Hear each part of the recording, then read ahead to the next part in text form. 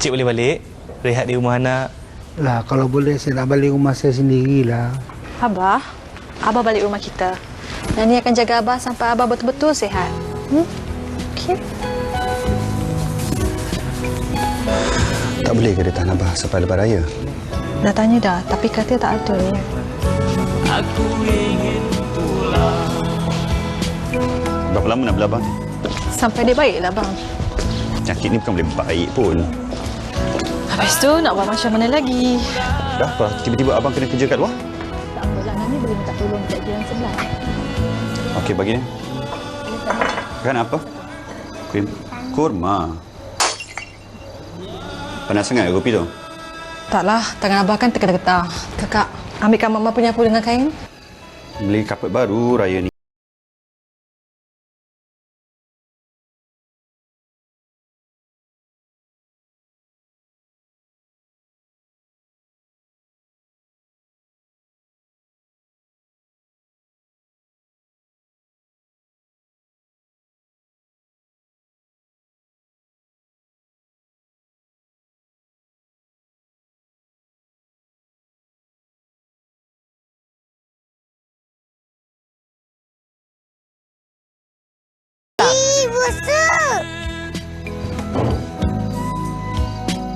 Abah duduk sini je, Abah.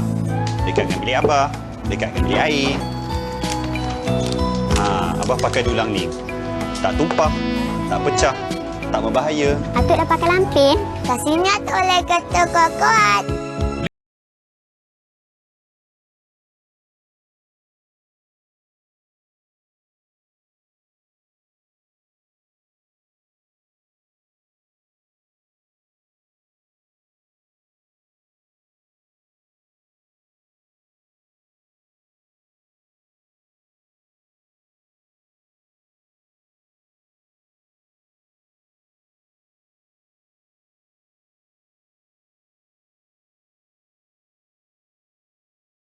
Apa tu?